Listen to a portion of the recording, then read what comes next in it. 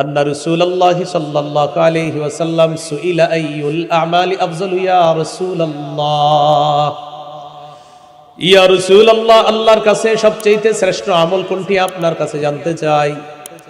নবীজি বলেন তুলুল কিয়াম, লম্বা সময় নামাজে দাঁড়িয়ে থাকা, এটা হলো শ্রেষ্ঠ আমল। লম্বা সময় নামাজে দাঁড়িয়ে থাকা শ্রেষ্ঠ আমল।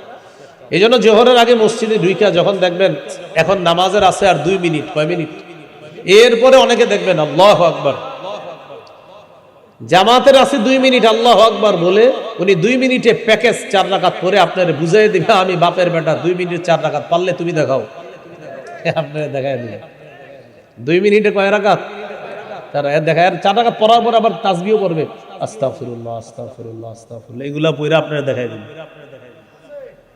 তো এরকম করা যাবে না কিন্তু। হ্যাঁ, সুন্নত পড়তে পারেন নাই, বাস ফরজটা পড়েন, পড়ার পর 2 রাকাত সুন্নত পড়বেন, এরপর আগের বকেয়া 4 রাকাত ওই 2 রাকাত সুন্নত পড়ার পর পড়ে নেবেন।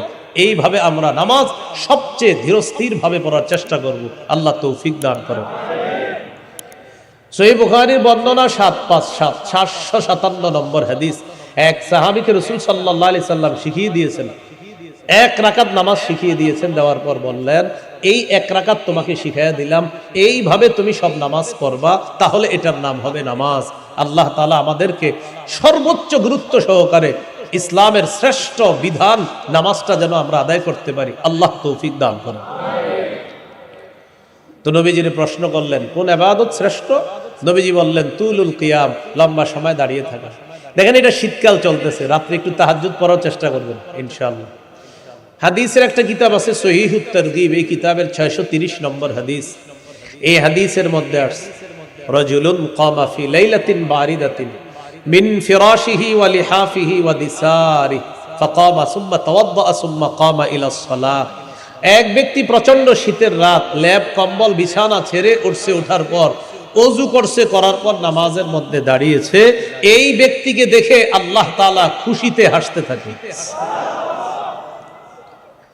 ফেরেশতাদেরকে আল্লাহ বলে মা হামালা আবদি হাদা আলা মা সানাআ, আচ্ছা আমার বান্দা যে এই শীতের রাতে নামাজে দাঁড়িয়েছে কেন?